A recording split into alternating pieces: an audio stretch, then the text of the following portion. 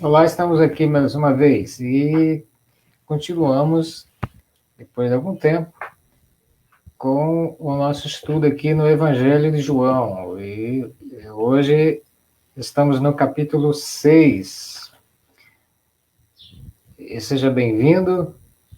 Queremos mais uma vez estar nessa comunhão com a palavra de Deus e com aqueles que estão ouvindo, que o Senhor possa estar direcionando a cada um de nós, cada um de vocês, para que possamos glorificar o nome do Senhor e para que possamos também aprender através das sagradas escrituras que Ele deixou-nos para que possamos ser abençoados, inclusive, através delas. Vamos aqui no capítulo 6 de João ler a respeito da multiplicação dos pães e dos peixes. Vamos ver o que nós podemos aprender e crescer nesse relacionamento com o Senhor Jesus. Vamos lá então. Depois destas coisas, atravessou Jesus o mar da Galileia, que é o de Tiberíades. Seguia-o numerosa multidão, porque tinham visto os sinais que ele fazia na cura dos enfermos. Então subiu Jesus ao monte e assentou-se ali com seus discípulos. Ora, a Páscoa, festa dos judeus, estava próxima. Então, Jesus, erguendo os olhos e vendo que grande multidão vinha ter com ele, disse a Filipe: onde compraremos pães para lhes dar a comer? Mas dizia isto para o experimentar, porque ele bem sabia o que estava para fazer. Respondeu-lhe Filipe: não lhe bastariam 200 denários de pão para receber cada um o seu pedaço.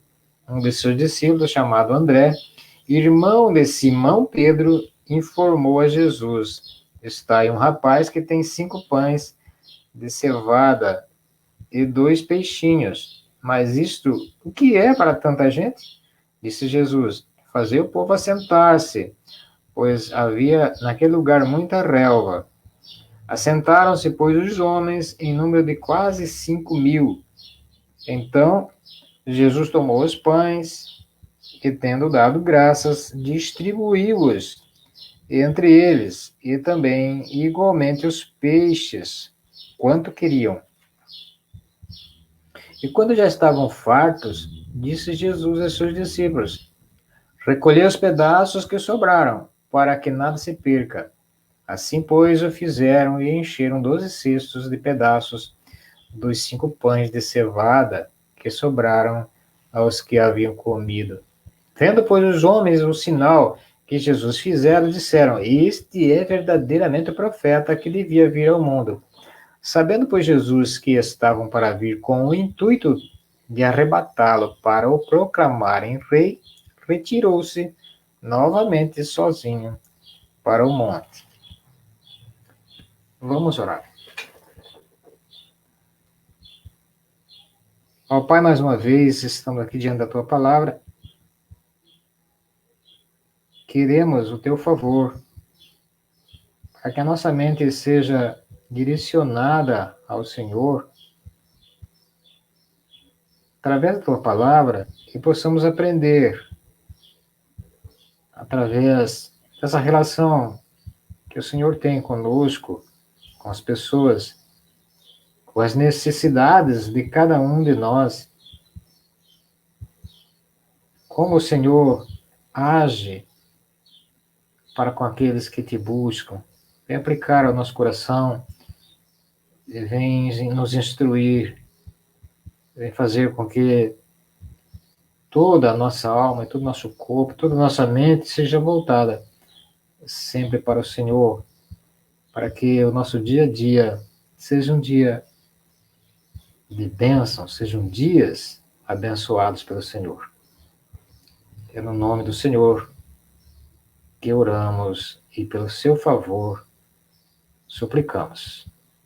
Amém. Bem, essa, esse episódio ele é muito comentado, porque é um milagre, né? Aliás, milagres era o que Jesus sempre fazia. João vai dizer que eram sinais. Mais uma vez ele diz que as pessoas seguiam Jesus e uma numerosa multidão seguia Jesus e o buscava porque via os sinais. E aqui os sinais, João diz que eram curas. Jesus havia curado muitas pessoas.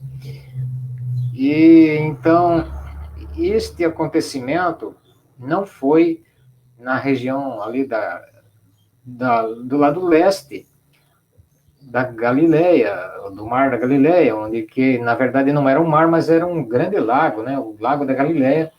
Ele tem aproximadamente 11 quilômetros de largura por 29 de comprimento.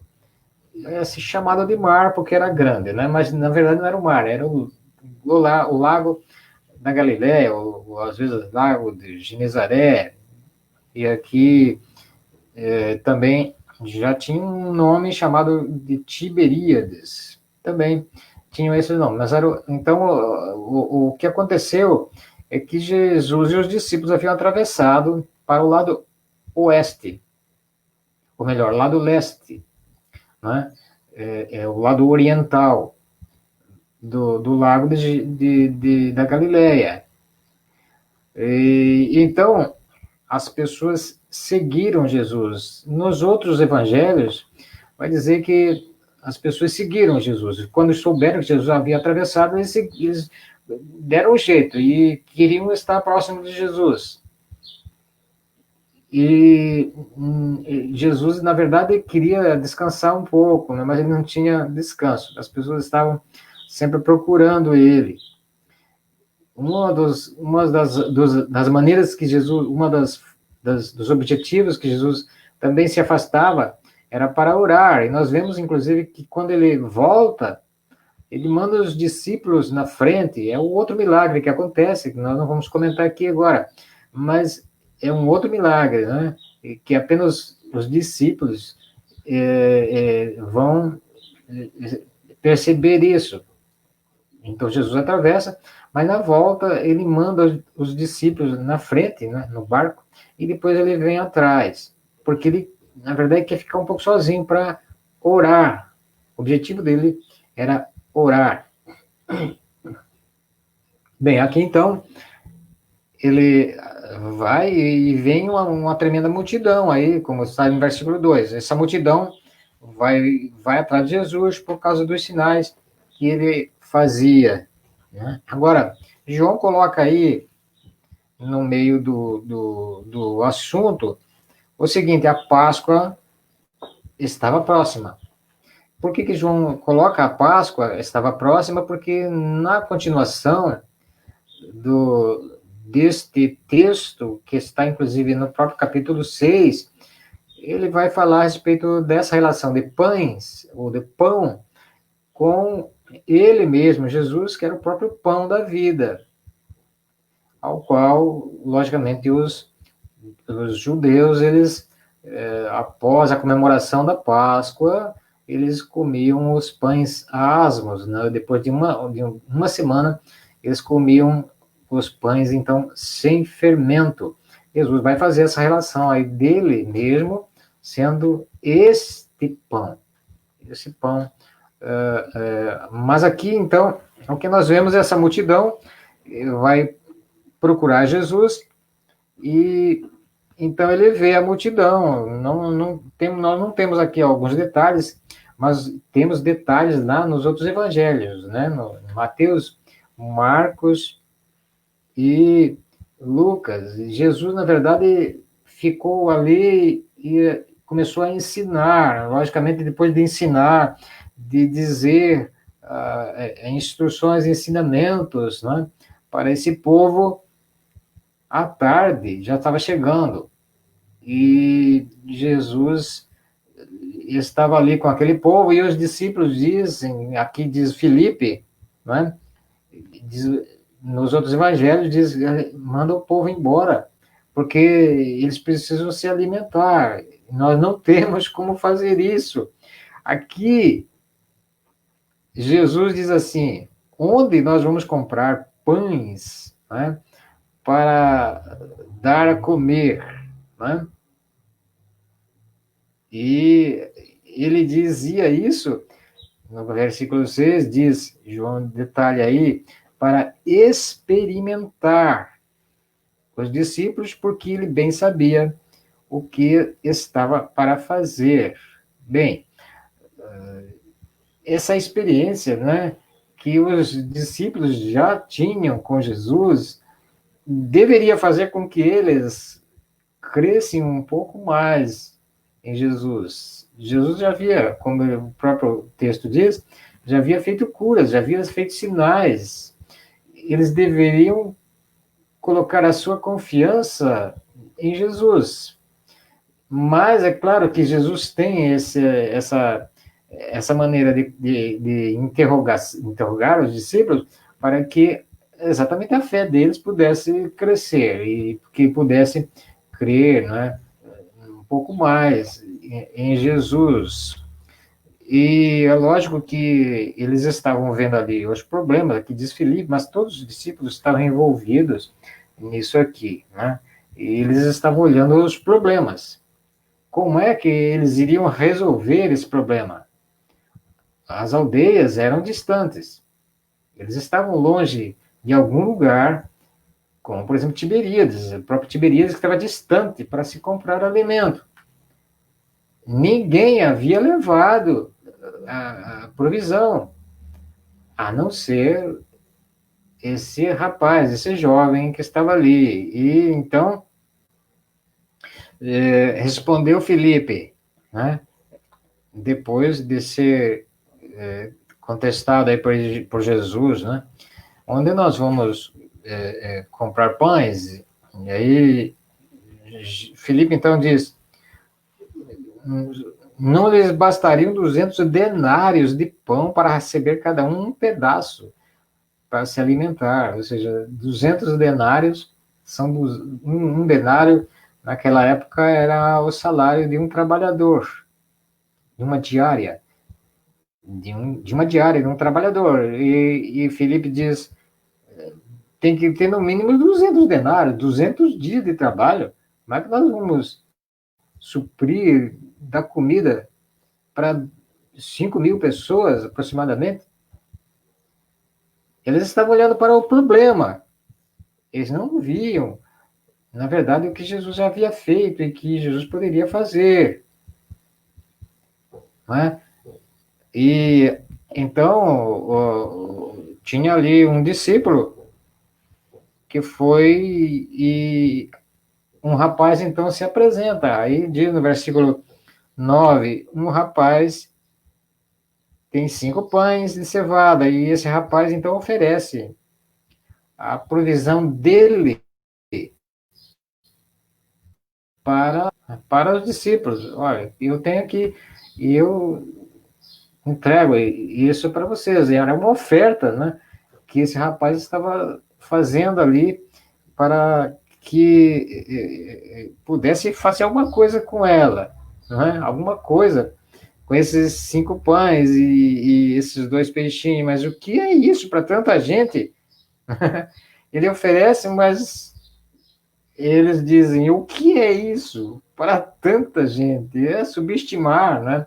Uma oferta de alguém que está se oferecendo ali para que alguma coisa possa ser feita com aquilo. Né? E quem é que pode fazer alguma coisa, a não ser Jesus? Estava ali aquele que poderia fazer, mas os discípulos ainda não conseguiam, né? Confirmar esta fé no Senhor Jesus. Então, disse Jesus, fazer o povo assentar-se, pois naquele lugar havia muita relva. Então se assentaram. Os homens eram quase 5.000. Aí Jesus tomou os pães, tendo dado graça, distribuiu-os entre eles, e também igualmente os peixes, quanto queriam. E quando já estavam fartos, disse Jesus aos seus discípulos: recolhei os pedaços que sobraram, para que nada se perca. Então, nós vemos aqui esta oferta. Jesus pega aquilo e agradece a Deus. Né? Tudo isso são ensinos detalhados que a gente precisa aprender. Tudo aquilo que Deus nos oferece, coisa pequena, nós deveríamos agradecer por isso, porque é através disso, né, que ele vai, inclusive, implementar, multiplicar e fazer com que isso venha a suprir as nossas necessidades. Né? Estava ali a solução, era pequena demais, e eles não conseguiam enxergar que Jesus poderia multiplicar aquilo. Não é? Mas estava ali o poder de Deus, e Jesus acabou, então, falando para os discípulos: distribuam esses peixes, esses pães. E é interessante que, quando eles pegaram e obedeceram a Jesus, a gente percebe que os pães e os peixes não acabavam.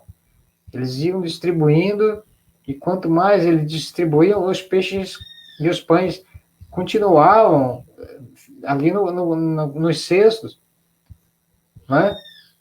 É esse o poder que supera a nossa mente, que supera a nossa fraqueza de compreensão, a nossa falta de fé.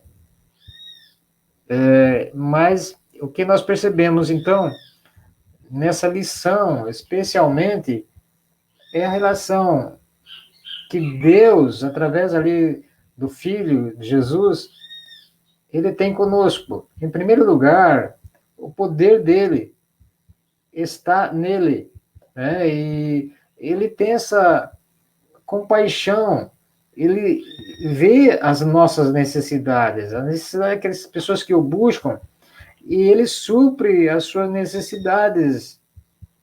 E nós precisamos olhar, é uma lição que nós temos aqui, nós precisamos olhar essas coisas, os problemas, as necessidades que estão diante de nós, inclusive de suprir a nossa alimentação, a nossa vestimenta, o nosso dia a dia. Nós precisamos colocar essa confiança em Deus, né? Para que, e porque Ele é capaz e tenha o poder de multiplicar aquilo que é tão simples, que é tão pequeno aos nossos olhos, que às vezes nós negamos, que às vezes nós negligenciamos. Jesus, certa vez, estava no templo e veio uma viúva, e ela muito pobre, e ela pegou algumas moedas, que alguns centavos, podemos dizer assim, e colocou lá no gasofilácio. E Jesus olhou e disse para os discípulos, ensinou seus discípulos, dizendo: essa mulher deu muito mais do que todos os outros, porque ela deu aquilo que ela tinha, tudo que ela tinha, e ela deu de todo o coração. Então Jesus, que tem o poder, que é Deus, ele quer fazer com que nós possamos crer nele. Mas ele poderia muito bem dizer para os discípulos: bem, eu vou colocar na mão de todas as pessoas aí um pedaço de pão e um peixe. Mas é interessante que ele envolve todas as pessoas. É isso que ele quer fazer, e é isso que nós precisamos entender. Ele quer envolver as pessoas na relação com ele. Ele envolveu o rapaz, que estava ali com uma pequena oferta, né? Para 5.000 pessoas. E essa pequena oferta envolveu os discípulos e envolveu toda aquela multidão. Então, o que nós aprendemos com Jesus é que Deus, através do Filho, ele tem compaixão, ele sabe das necessidades do seu povo. E quando nós o buscamos, damos graças, agradecemos por aquele pouco que nós temos, ele estará fazendo um milagre. Não é? Ele estará multiplicando. Às vezes nós queremos um milagre, né? Assim, algo sobrenatural, como os próprios judeus vão, inclusive, questionar Jesus um pouco mais à frente, né? Depois de ver tudo isso. Mas ele quer fazer um milagre com aquele pouco, com aquela miséria, às vezes nós achamos que é uma miséria, que ele vai valorizar, e nós devemos valorizar. E outra coisa, nós não devemos jogar fora. Ele vai dizer aí que ele dá ordem para os discípulos, recolham aí o que sobrou, para que nada se perca. Nada se perca. Nem aquilo que era pouco, que agora é bastante, não pode ser jogado fora. Ele vai servir, e todas as coisas têm algum propósito. Agora, na continuação, as pessoas viram aquilo e disseram, entenderam, esse é realmente profeta que estava escrito aí atrás, e esse é realmente aquele que deveria vir, que já está escrito. E aí Jesus percebe que eles queriam fazer de Jesus o rei de Israel, como na verdade está descrito, né? Eles queriam que Jesus fosse o rei político de Israel. E Jesus vai dizer para eles que eu não vim para fazer isso. Eu vim para fazer a vontade do meu Pai e não para ser um rei político, que era o desejo, inclusive, do próprio diabo, né? Embora não significa que um rei, que uma autoridade seja diabólica, mas Jesus tinha um princípio, uma vocação, que era fazer a vontade do Pai e mostrar para cada um de nós e fazer com que cada um daqueles que buscam a Ele tem muito mais que apenas o pão diário, mas sim a vida eterna. Esse que era o propósito do Senhor Jesus vir à Terra e fazer os sinais que João revela aqui. Nós vamos ficar por aqui. Próxima lição nós vamos entrar no outro aspecto aí, da continuação, inclusive, desse capítulo 6, que é o pão da vida, que é outro milagre que só os discípulos têm, viram, né, tiveram experiência, e os ensinos de Jesus, que estão aí na outra metade do capítulo 6. Vamos ficar por aqui, fique com Deus, até a próxima.